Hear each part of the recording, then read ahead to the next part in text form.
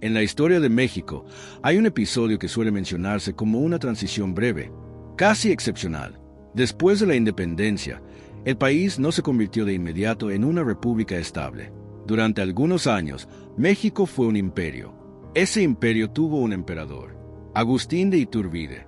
En 1822, tras liderar el proceso que consolidó la independencia, Iturbide fue proclamado emperador con el nombre de Agustín I.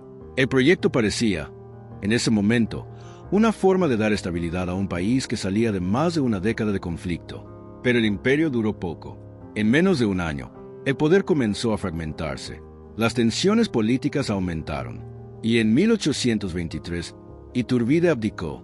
Poco después, fue obligado a abandonar el país. Un año más tarde, en 1824, regresó a territorio mexicano sin conocer que había sido declarado traidor por el nuevo Congreso. Fue detenido en Tamaulipas y ejecutado. Con su muerte, el proyecto imperial terminó, pero su historia no desapareció. Tampoco lo hizo su familia. Los descendientes de Agustín de Iturbide continuaron existiendo, aunque en un contexto completamente distinto. Ya no eran una casa gobernante. No tenían poder político. No ocupaban el centro de la vida pública. Sin embargo, conservaban algo que no podía eliminarse con un decreto: el linaje imperial. A lo largo del siglo XIX y XX, ese linaje atravesó distintas etapas: exilio, adaptación y, en algunos momentos, intentos de recuperación simbólica. Incluso décadas después de la caída del primer imperio, el apellido Iturbide volvió a aparecer en un nuevo proyecto monárquico. Durante el Segundo Imperio Mexicano, el emperador Maximiliano de Habsburgo adoptó a un descendiente directo de la familia, no como un gesto personal, sino como una forma de conectar su gobierno con el primer intento imperial del país. Ese hecho mostró que, aunque el poder político había desaparecido, el valor simbólico del apellido seguía siendo relevante. Con el paso del tiempo, la familia Iturbide dejó de ocupar un lugar visible en la vida pública mexicana, pero su historia continuó. Sus descendientes siguieron viviendo en México y en otros países. Algunos mantuvieron una relación cercana con la historia familiar. Otros llevaron una vida completamente alejada de ese pasado. Hoy, más de 2 siglos después de la caída del imperio, el nombre Iturbide sigue existiendo, ya no como una dinastía gobernante, sino como una referencia histórica, como un recordatorio de un momento en el que México intentó organizarse como monarquía. Y dentro de esa historia aparece una figura que permite observar con claridad esa transición, no desde el poder, sino desde la herencia, la última heredera de la casa Iturbide, una persona que no heredó un trono, pero sí un nombre, un pasado y una historia que comenzó en el momento en que México decidió convertirse, por un breve periodo, en un imperio.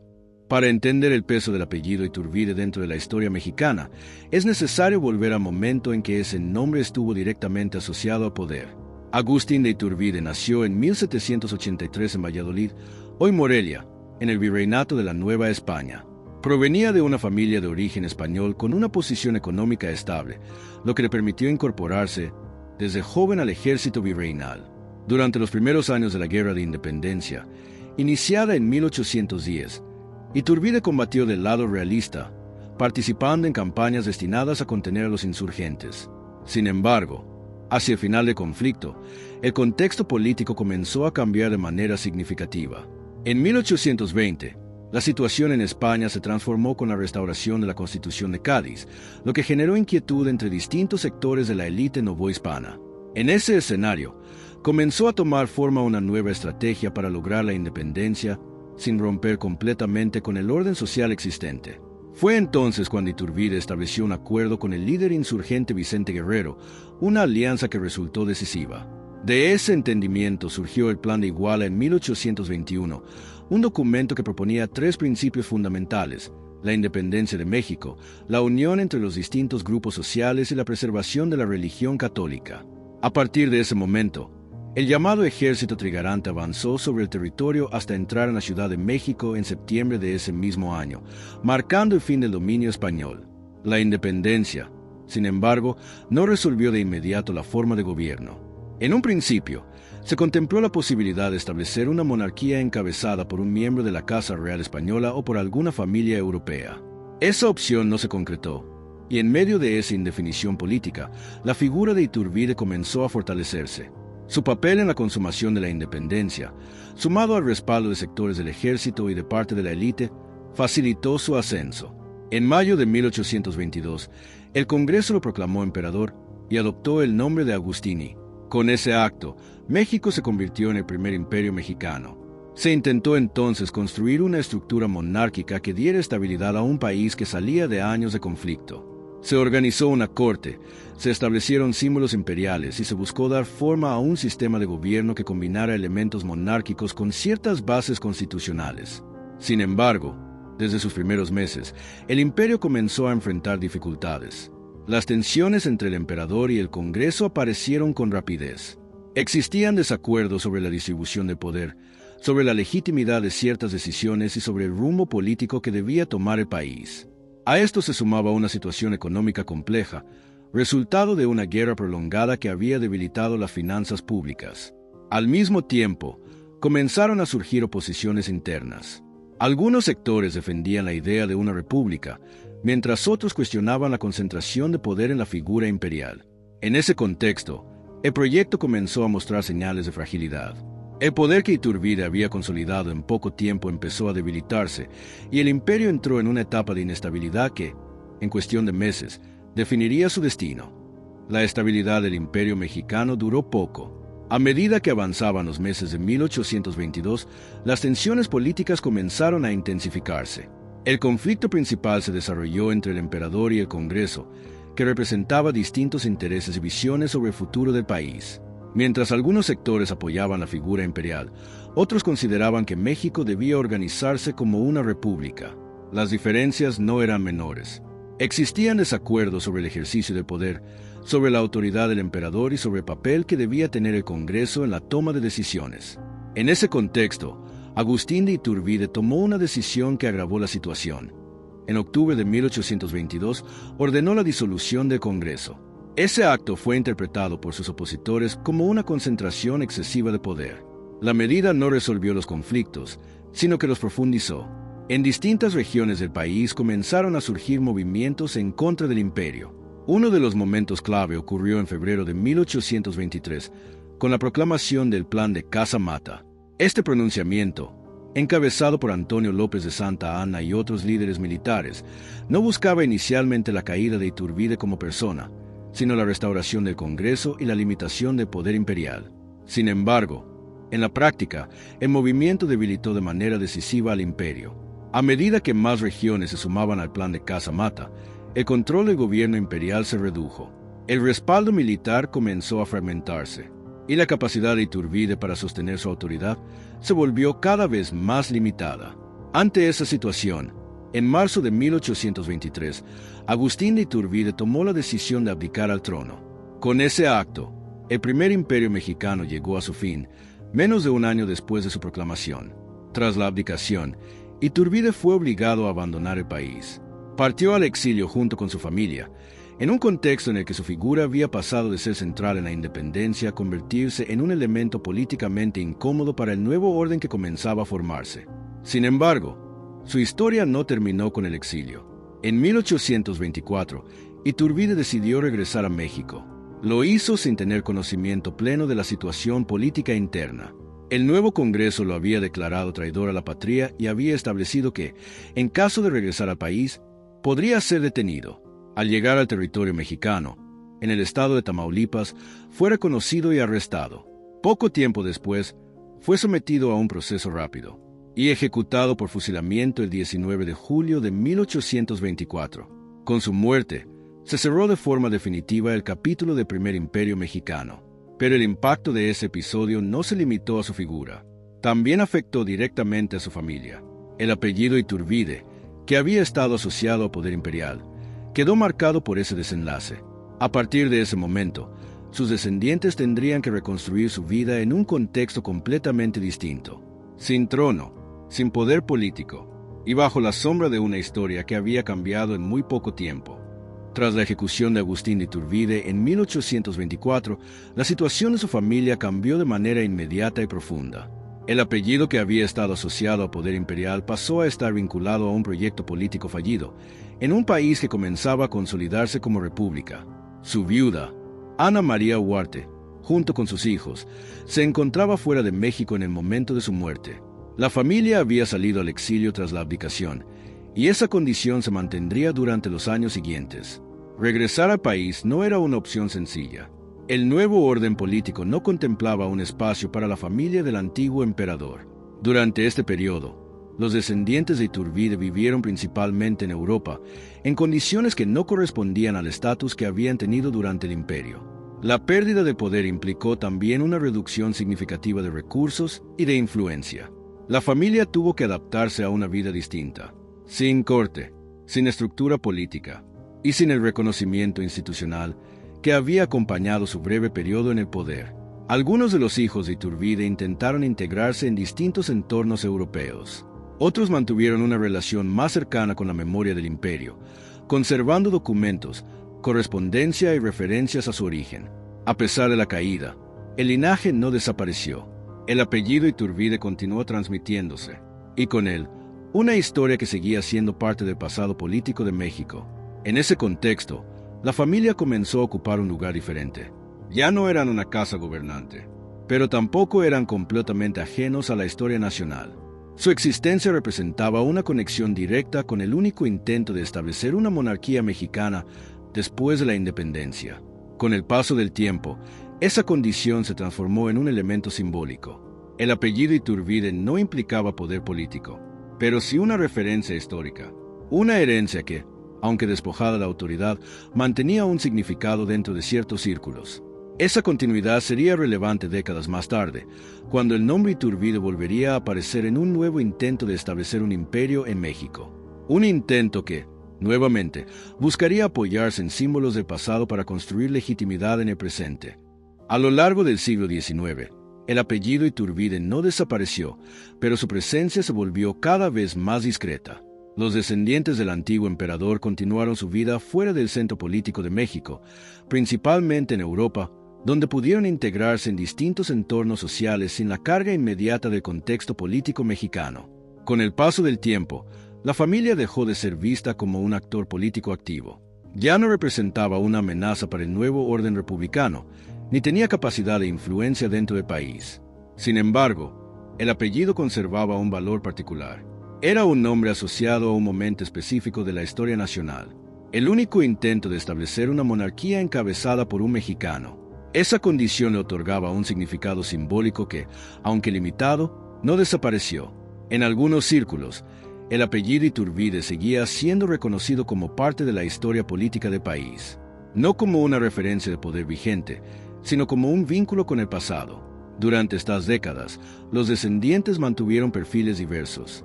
Algunos llevaron una vida completamente privada. Otros conservaron elementos de identidad vinculados a su origen familiar.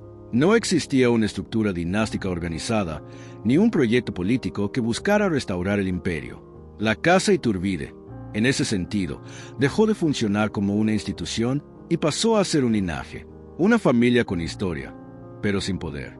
A pesar de ello, el apellido no quedó completamente desconectado de los acontecimientos políticos de México. Décadas después de la caída del Primer Imperio, el nombre Iturbide volvería a adquirir relevancia, no por iniciativa de la propia familia, sino como parte de un nuevo proyecto impulsado desde el exterior, un intento de establecer nuevamente una monarquía en México. En ese contexto, el linaje Iturbide sería utilizado como un elemento de legitimación histórica, un recurso simbólico para vincular un nuevo imperio con el primero. Ese momento marcaría una nueva etapa en la historia de la familia. Una etapa en la que el apellido volvería a aparecer, no como poder real, sino como referencia necesaria dentro de un proyecto político que buscaba construir continuidad con el pasado. En la década de 1860, México volvió a experimentar un intento de organización monárquica. A diferencia del primero, este proyecto no surgió desde el interior del país, sino que estuvo impulsado por intereses externos, particularmente por el gobierno de Napoleón III en Francia. En ese contexto, fue invitado a gobernar México el archiduque austriaco Maximiliano de Habsburgo, quien llegó al país en 1864 junto con su esposa, Carlota. Así comenzó el llamado Segundo Imperio Mexicano. A diferencia de Agustín de Iturbide, Maximiliano no tenía un vínculo directo con la historia política mexicana. Su legitimidad dependía, en gran medida, del respaldo militar francés y del apoyo de sectores conservadores dentro del país. Sin embargo, esa legitimidad resultaba insuficiente. El nuevo imperio necesitaba construir una conexión simbólica con el pasado mexicano, y fue en ese punto donde el apellido Iturbide volvió a adquirir relevancia. Maximiliano tomó una decisión que reflejaba esa necesidad. En 1865, adoptó a dos descendientes directos de Agustín de Iturbide, Agustín de Iturbide y Green y su primo Salvador de Iturbide y Marzán. Con ese acto, buscaba establecer una continuidad entre el primer y el segundo imperio. No se trataba de una adopción en el sentido familiar tradicional. Era, sobre todo, un gesto político, una forma de vincular su gobierno con el único antecedente imperial que México había tenido. Agustín de Iturbide y Green, nieto del primer emperador, fue designado como príncipe de Iturbide. El objetivo era claro: crear una línea simbólica de sucesión, dar al imperio una base histórica que no dependiera exclusivamente de una figura extranjera. Sin embargo, este intento de legitimación no resolvió los problemas estructurales del Segundo Imperio. El gobierno de Maximiliano enfrentó una fuerte oposición interna, encabezada por las fuerzas republicanas lideradas por Benito Juárez. Además, el respaldo francés comenzó a debilitarse. Con el retiro progresivo de las tropas francesas, el imperio quedó en una posición vulnerable. En 1867, Maximiliano fue capturado en Querétaro y posteriormente ejecutado. Con su muerte, el Segundo Imperio Mexicano llegó a su fin. El proyecto monárquico desapareció nuevamente, y con él, cualquier intento de restaurar una estructura imperial en el país. Para la familia Iturbide, este episodio representó un momento particular. Por segunda vez, su apellido había sido vinculado a un proyecto imperial. Pero, nuevamente, ese proyecto terminó en una caída. Después de 1867, el nombre Iturbide dejó de estar asociado a cualquier intento político concreto. Volvió a su condición anterior, un linaje con historia, pero sin poder. A partir de ese momento, la familia continuó su trayectoria en un contexto completamente distinto, lejos del centro político, y cada vez más integrada en la vida privada. Sin embargo, la memoria de ese origen imperial no desapareció. Permaneció como un elemento que, aunque ya no tenía consecuencias políticas, seguía formando parte de la historia de la familia. Tras la caída del Segundo Imperio en 1867, México entró en una nueva etapa política marcada por la consolidación de la República. Con la ejecución de Maximiliano, cualquier intento de establecer una monarquía en el país quedó descartado de manera definitiva. En ese nuevo contexto, el apellido Iturbide dejó de tener cualquier función dentro del ámbito político. Ya no existía un proyecto imperial al cual pudiera vincularse, ni tampoco un grupo que buscara restaurar ese modelo de gobierno. La familia Iturbide regresó a una condición que ya había experimentado después de 1824, una vida alejada de poder, pero con una historia que no podía separarse completamente del pasado del país. Los descendientes continuaron su vida principalmente fuera de México, en entornos donde su apellido no tenía el mismo peso político que dentro del país. Algunos se establecieron en Europa, otros mantuvieron vínculos más discretos con México. Con el paso de los años, el apellido Iturbide dejó de ser una referencia activa en la vida pública. No aparecía en debates políticos, no formaba parte de estructuras de poder, pero seguía existiendo como una referencia histórica.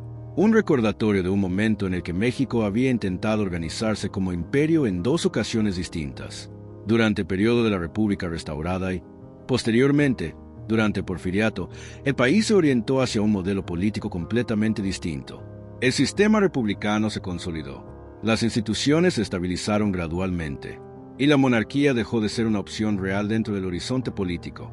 En ese escenario, la historia de la familia Iturbide comenzó a desplazarse hacia un plano más simbólico. No desapareció, pero dejó de ser central. Se convirtió en parte del pasado, en un elemento que podía ser recordado, pero que no tenía un papel activo en el presente. A lo largo del siglo XX, los descendientes del linaje continuaron existiendo, aunque cada vez con menor visibilidad pública. Algunos mantuvieron conciencia de su origen familiar. Otros llevaron una vida completamente desvinculada de esa historia. Sin embargo, el apellido seguía representando algo particular. No un poder vigente, sino una herencia, un vínculo directo con un episodio específico de la historia nacional. Y es precisamente en ese punto donde la historia de la familia adquiere un nuevo enfoque. Ya no se trata de emperadores, ni de proyectos políticos. Se trata de quienes heredaron ese pasado, de cómo vivieron con él, y de qué significa, en la práctica, ser parte de un linaje que alguna vez estuvo en el centro del poder, pero que con el tiempo quedó reducido a su dimensión histórica. Con el paso del tiempo, el apellido Iturbide dejó de estar asociado al poder político y pasó a existir únicamente como parte de un linaje histórico. Sin embargo, ese linaje no se extinguió. Entre los descendientes de la familia, una figura en particular ha sido identificada como la última representante directa de la casa Iturbide en línea histórica reconocida: María Josefa Sofía de Iturbide. Nacida en el siglo XX, su vida se desarrolló en un contexto completamente distinto al de sus antepasados. No creció dentro de una estructura de poder, ni en un entorno político relevante. Su relación con la historia imperial mexicana fue, sobre todo, una cuestión de origen familiar, no de función pública. A diferencia de Agustín de Iturbide, o incluso de los descendientes que fueron vinculados al Segundo Imperio, su vida transcurrió lejos de cualquier intento de restauración monárquica. No hubo trono, no hubo corte, no hubo proyecto político. Su existencia representa una transformación clara en la historia del linaje, de una casa imperial a una familia integrada en la vida privada. En distintos registros históricos y genealógicos, María Josefa Sofía de Iturbide ha sido mencionada como una de las descendientes más cercanas al linaje original del emperador. Su posición dentro de esa genealogía la ha llevado a ser considerada, en términos simbólicos, como una heredera de la casa Iturbide. Es importante señalar que ese reconocimiento no implica ningún tipo de autoridad política ni jurídica. Se trata de una identificación histórica, una forma de ubicar la continuidad del linaje a lo largo del tiempo. Su vida no estuvo marcada por la participación en la vida pública. No existen registros de que haya ocupado cargos políticos, ni de que haya buscado una proyección basada en su origen familiar. Al contrario, su trayectoria refleja una integración completa en un entorno donde el apellido Iturbide ya no definía una posición social dominante. Este punto resulta clave para entender el significado actual del linaje. Ser descendiente de una casa imperial en el México contemporáneo no implica poder. Implica, en todo caso, una relación con la historia, una conexión con un episodio que forma parte del pasado nacional. En ese sentido, la figura de la última heredera permite observar el contraste entre dos momentos: el momento en que el apellido Iturbide representaba el poder político, y el momento en que ese mismo apellido existe únicamente como referencia histórica, no como una institución, no como una dinastía activa, sino como una línea de descendencia que ha atravesado distintas etapas hasta llegar al presente. Su historia no es la de una heredera de un imperio vigente, es la de alguien que hereda un nombre, un pasado y una memoria que, aunque ya no tiene efectos políticos, sigue formando parte de la historia de México. En la actualidad, el apellido Iturbide forma parte de la historia de México, pero no de su estructura política o institucional. Los descendientes del linaje continúan existiendo, tanto en México como en otros países, pero su presencia se desarrolla dentro de la vida privada. No ocupan cargos vinculados a una tradición monárquica, ni participan en proyectos que busquen recuperar ese modelo. A diferencia de algunas casas reales europeas, donde los títulos conservan un reconocimiento social o incluso institucional, en el caso mexicano no existe ningún tipo de reconocimiento oficial para una dinastía imperial. México es, desde el siglo XIX, una república, y dentro de ese sistema, el linaje Iturbide no tiene función política. Sin embargo, el apellido sigue siendo identificado dentro de ciertos ámbitos históricos y académicos. Aparece en estudios sobre la independencia, en investigaciones sobre el primer imperio mexicano y en análisis sobre los intentos de organización monárquica en América Latina. En ese sentido, su presencia es principalmente documental, una referencia que permite conectar distintos momentos de la historia nacional. Algunos descendientes han mantenido interés por la genealogía familiar, han conservado documentos, correspondencia y registros que permiten reconstruir la historia del linaje. Otros han optado por una vida completamente desvinculada de ese pasado. Este contraste es común en familias con una trayectoria histórica prolongada. Con el paso de las generaciones, el significado del apellido puede cambiar. Lo que en un momento representó poder político, en otro se convierte en una referencia cultural o histórica. En el caso de la familia Iturbide, ese proceso es evidente. El apellido ya no está asociado a decisiones de gobierno ni a estructuras de poder, pero sigue siendo reconocido como parte de un episodio específico de la historia de México. Un episodio que, aunque breve, tuvo un impacto significativo en la forma en que el país definió su organización política. Hoy, la Casa Iturbide no existe como institución. Existe como memoria, como linaje y como una de las pocas conexiones directas con el momento en que México intentó establecerse como imperio. Ese carácter simbólico es lo que define su lugar en el presente, no como una fuerza activa, sino como una referencia histórica que continúa siendo objeto de estudio y de interés. Al analizar la historia de la Casa Iturbide, es necesario distinguir entre los hechos que pueden verificarse a través de documentos históricos y aquellas interpretaciones que han surgido con el paso del tiempo. En primer lugar, existe consenso en varios elementos fundamentales. Está documentado que Agustín de Iturbide fue proclamado emperador en 1822, que su gobierno terminó con la abdicación en 1823 y que fue ejecutado en 1824 tras regresar a México.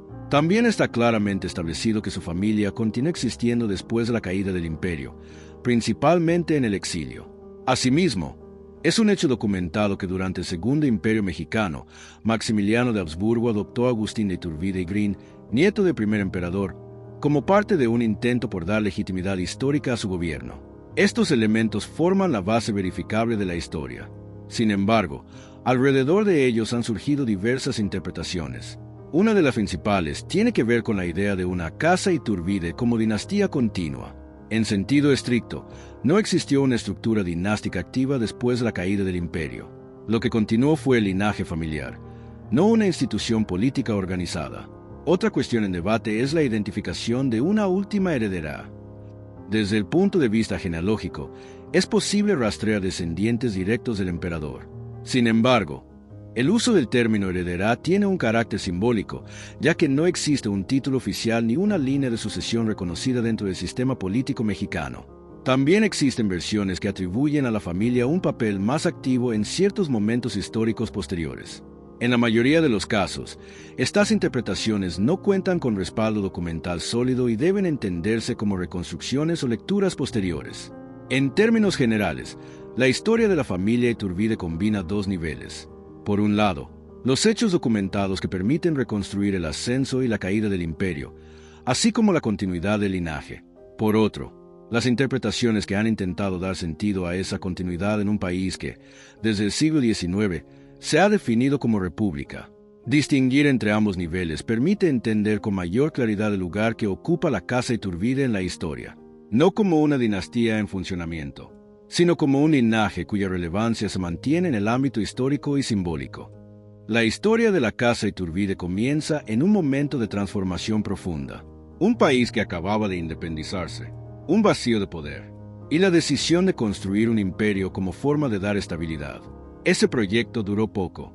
El imperio cayó, el emperador fue ejecutado, y el país tomó otro camino. Sin embargo, el linaje permaneció. A lo largo de 2 siglos, el apellido Iturbide atravesó distintos contextos. Primero como símbolo de poder, después como recuerdo incómodo dentro de una república en construcción, y finalmente como una referencia histórica integrada en el pasado nacional. La figura de la última heredera permite observar ese recorrido con claridad, no como una continuidad de poder, sino como una continuidad de la memoria, herederos sin trono, sin función política, pero vinculados a un episodio que marcó el inicio de la vida independiente de México. En ese sentido, la historia de la Casa Iturbide no es únicamente la historia de un imperio que cayó, es también la historia de lo que ocurre después de poder, de cómo un linaje se transforma cuando desaparecen las estructuras que le daban sentido, y de cómo ciertos nombres permanecen, incluso cuando el sistema que los sostuvo deja de existir.